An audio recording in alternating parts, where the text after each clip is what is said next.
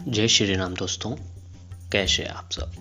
दोस्तों, आज के इस वीडियो में हम आपको बताएंगे कि आखिर माता सीता जी को जो है दोस्तों वनवास क्यों जाना पड़ा। जी हाँ दोस्तों, ये प्रश्न हम सभी के मन में उठता है कि आखिर किस कारण भगवान श्री राम को माता सीता का त्याग करना पड़ा था। आखिर क्यों माता सीता को वन में अकेले जाकर रहना पड़ा था। आखिर ऐसी क्या ही घटना थी जिसके परिणाम स्वरूप प्रभु श्री राम तथा माता सीता हमेशा के लिए मानव जीवन में अलग हो गए थे। तो आज हम आपको जो है दोस्तों रामायण में एक घटी ऐसी करुणामय घटना का वृत्तांत के बारे में बताने जा रहे हैं। जी हाँ दोस्तों, आपको बताएंगे आखिर ऐसा क्या हो गया था जिससे के कारण माता सीता और भगवान श्री राम जी को अलग रहना पड़ा। माता सीता को क्यों वनवास दिया गया। तो दोस्तों, जब प्रभु श्री राम ने रावण का अंत कर दिया था तब उनका वनवास के पश्चात अयोध्या आगमन हुआ। इसके पश्चात जो है दोस्तों अयोध्या में बड़े ही धूमधाम से उनका राज्याभिषेक किया गया, उनका स्वागत किया गया तथा उन्होंने प्रतिज्ञा यह भी ली कि अब से उनका कोई भी निजी जीवन नहीं है तथा वह हर कार्य अपनी प्रजा के हित के लिए ही करेंगे। उनकी प्रजा किसी भी समय उनके सामने अपने दुख, समस्याएं इत्यादि लेकर आ सकती हैं तथा न्याय मांग सकती हैं। जब एक दिन जब श्री राम माता सीता तथा अपने परिवार के साथ बैठे हंसी ठिठोली कर रहे थे, तभी उन्हें अपने सैनिक के द्वारा गुप्तचर के आने का पता चला। जब उन्होंने गुप्तचर से राज्य की स्थिति पर चर्चा की तब उसने बताया था कि कल रात एक महिला राजभवन के द्वार पर आई थी और वह न्याय मांग रही थी, लेकिन प्रहरी ने सुबह आने का कहकर वापस उसे भेज दिया। इस पर वह महिला क्रुद्ध हो गई तथा वहां से चली गई। गुप्तचर ने उसका पीछा किया, लेकिन कुछ समय के पश्चात वह आंखों से ओझल हो गई। इस पर प्रभु श्री राम रुष्ट हो गए और आर्य सुमंत से इसके बारे में प्रश्न किया। उन्होंने ऐसी घटना फिर से घटित न होने का भी आदेश दिया। श्री राम ने दिया गुप्तचर सुमागत को आदेश। इसके पश्चात श्री राम ने उस गुप्तचर को बुलाया तथा उससे कहा कि उसने उस महिला को कल बिना न्याय मिले जाने दिया तथा उसका पता भी नहीं लगाया। इसलिए जब तक वह उस महिला का पता नहीं लगाता, तब तक उसके बारे में जानकारी नहीं निकालता, तब तक उसे सेवा से निलंबित किया जाता है। श्री राम जी का आदेश पाकर वह प्रहरी जो है दोस्तों उस महिला की घटना खोज में निकल गया। श्री राम ने उसे घटना की संपूर्ण सूचना एकत्रित करने के पश्चात ही सभी को मुख दिखाने की आज्ञा भी दी थी। गुप्तचर ने श्री राम को बताया कि उस महिला का तो पता चला नहीं, लेकिन उस महिला का पति उनके राज्य की सीमा पर स्थित गोतमी नदी के पास एक गांव में रहता है। तो उसने बताया कि उसके पति ने उसे स्वीकार करने से मना कर दिया है, क्योंकि वह अपने मायके से आते हुए एक रात कहीं और रुक गई थी। इसका कारण पूछने पर गुप्तचर ने बताया कि गांव में पता चलने पर पता चला कि वह स्त्री सभी को एक ही कारण बताती रही है कि वह अपने माँ के घर से अपने पति के घर वापस आने के लिए उस रास्ते में एक नदी पार करनी पड़ती है। जब वह अपने घर जाने के लिए उस नदी के पास पहुंची तब तक शाम को अंधेरा हो चुका था, वर्षा शुरू हो चुकी थी। इसके कारण केवट ने नाव चलाने से मना कर दिया था। ऐसे में उस समय वह कहीं नहीं जा सकती थी, इसलिए विवश होकर उसने वह रात उस केवट की झोपड़ी में व्यतीत की। फिर उसके बाद जब वह अपने घर पहुंची तब पति ने उसके देर से आने का कारण पूछा। तो उसके पति ने उसकी पवित्रता पर संदेह करके उसे घर से निकाल दिया। इस पर श्री राम ने पूछा कि वह स्त्री अपने पति को विश्वास क्यों नहीं दिला सकी। तब गुप्तचर ने बताया कि उन दोनों के विश्वास बीच में अविश्वास ज्यादा है तथा उनके बीच लड़ाई झगड़े एक आम बात है। साथ ही उस स्त्री ने क्षमा मांगने से भी मना कर दिया था और कहा कि जब उसने कोई अपराध ही नहीं किया है तो वह क्षमा क्यों मांगेगी। उस स्त्री ने अपने पति से कहा कि अब मर्यादा पुरुषोत्तम श्री राम का राज्य है, इसलिए वह स्वयं जाकर वहीं पर न्याय मांगेगी। अब श्री राम जी की शंका क्या है कि दोस्तों गुप्तचर की बातों से श्री राम को संदेह हुआ कि उसने उन्हें संपूर्ण बात नहीं बताई है तथा ऐसी कुछ बात है जिससे वह उनसे छुपा रहा है। उसने गुप्तचर को आदेश किया कि वे सभी उसके साथ उस मित्र बनकर उस गांव में जाएंगे तथा घटना का पता लगाएंगे। इसके बाद श्री राम एक सामान्य नागरिक का भेष धारण कर गुप्तचर के साथ उस गांव में जो है चल दिए और वहां जाकर उन्होंने गांव वालों की बातें सुनी। गांव वालों की बातों के अनुसार वह उस स्त्री को ही दोष दे रहे थे तथा इसके लिए अपने राजा श्री राम पर भी प्रश्न उठा रहे थे। उन्होंने श्री राम के द्वारा माता सीता को अपनाने पर भी प्रश्न उठाया, क्योंकि रावण के महल में इतने दिन रहने के पश्चात भी उन्होंने सीता को अपना लिया था। उन्होंने श्री राम की निर्बलता करार दिया और स्त्री मोह का नाम भी दे दिया। गांव वालों के अनुसार इसके कारण सभी स्त्रियों को इसके लिए प्रोत्साहन मिल गई। इसके लाभ कहीं स्त्रियों अनुचित कार्य करने के लिए भी उठा सकती है।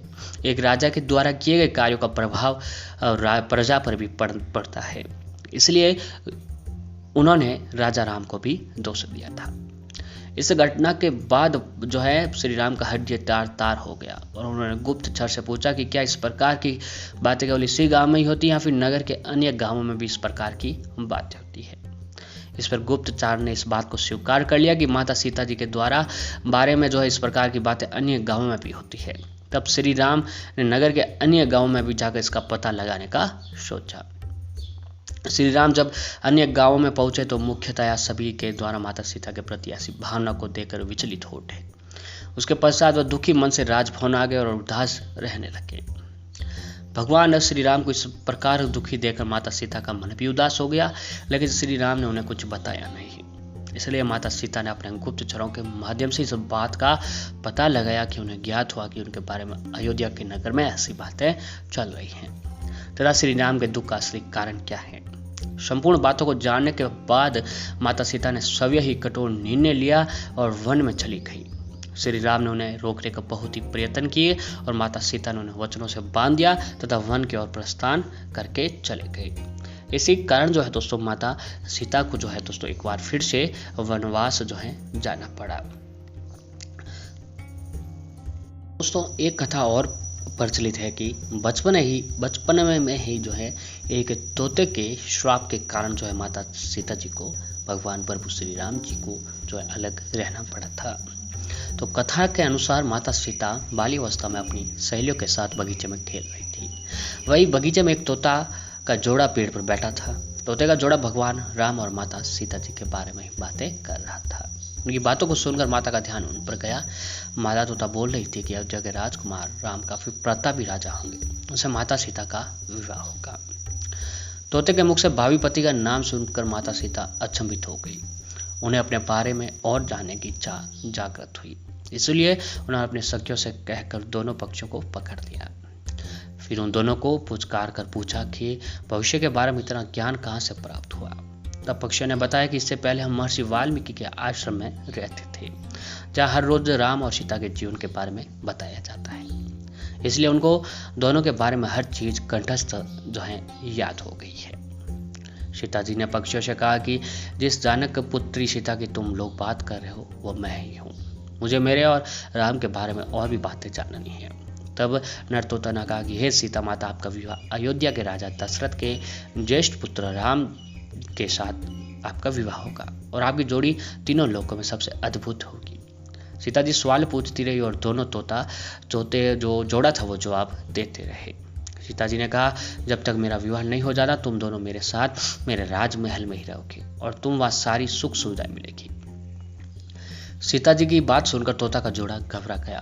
तब नर तोता ने कहा, हे जनक पुत्री, हम गमन के पक्षी हैं, इसलिए पिंजरे में बंद रहकर हम जीवित नहीं रह पाएंगे, इसलिए आपको हमें आजाद कर दीजिए। तोते ने इसके लिए बहुत ही याचना की। तब सीता जी ने नर तोते को छोड़ दिया, लेकिन मादा तोते को नहीं छोड़ा और कहा कि ये मेरे साथ रहेगी। नर तोता ने कहा कि मेरी पत्नी गर्भवती है, इसलिए ऐसे समय पर उसको जाने थे। हम दोनों एक दूसरे का वियोग सहन नहीं कर सकते हैं, इसलिए आप मेरी पत्नी को जाने थे। लेकिन सीता जी ने एक भी न सुनी और इस पर मादा तोता बहुत ही अधिक गुस्सा आया और उसने श्राप दे दिया कि जिस तरह तुमने गर्भावस्था में मेरे पति को मुझको अलग कर दिया है, वैसे ही गर्भावस्था के दौरान तुमको भी पति वियोग सहना पड़ेगा। इतना कहते ही मादा तोता ने वहां अपने प्राण त्याग दिए थे। मादा तोता के प्राण त्यागने के बाद ही कुछ समय बाद नर तोता के पति वियोग में प्राण चले गए। इससे माता सीता जी को बहुत ही दुख हुआ, लेकिन तब तक बहुत देर हो चुकी थी। बताया जाता है कि अगले जन्म में तोता वही धोबी था जिसे माता सीता के चरित्र पर उंगली उठाई थी, जिसके बाद भगवान राम ने सीता का गर्भावस्था के दौरान त्याग कर दिया। तब माता सीता महर्षि वाल्मीकि के आश्रम पहुंची और वहां उन्होंने लव कुश को जो है दोस्तों जन्म दिया था। तो दोस्तों देवी सीता के वियोग की कथा अन्य पुराणों में भी मिलती है। इनका संबंध देव ऋषि नारद से माना जाता है। कथा के अनुसार एक बार नारद जी को अभिमान हो गया था कि वो कामदेव भी उनकी तपस्या और ब्रह्मचर्य को भंग नहीं कर सकता। उन्होंने ये अभिमान शिव जी के बाद श्री हरि को बताई। तब श्री हरि ने योजना बनाई कि नारद को इस बात का घमंड हो गया है, जो कि सही नहीं है। इसके लिए उन्होंने एक योजना बनाई और माया रची कि जैसे ही श्री हरि प्रणाम करके नारद मुनि आगे बढ़े तब उनको एक भवन दिखाई दिया। वहाँ राजकुमारी विश्व मोहिनी को देखकर वो मोहित हो गए। यह सब एक माया थी। राजकुमार का रूप नारद जी का तप भंग कर चुका था और वह राजकुमारी को पाने के लिए भगवान विष्णु जी के चरण में पहुंचे और कहा कि हे प्रभु, आप मुझे अपना श्री हरि का सुंदर रूप दे दीजिए। तब भगवान ने कहा, हे नारद जी, ऐसा न हो कि आप इस रूप को लेकर बाद में पछताए।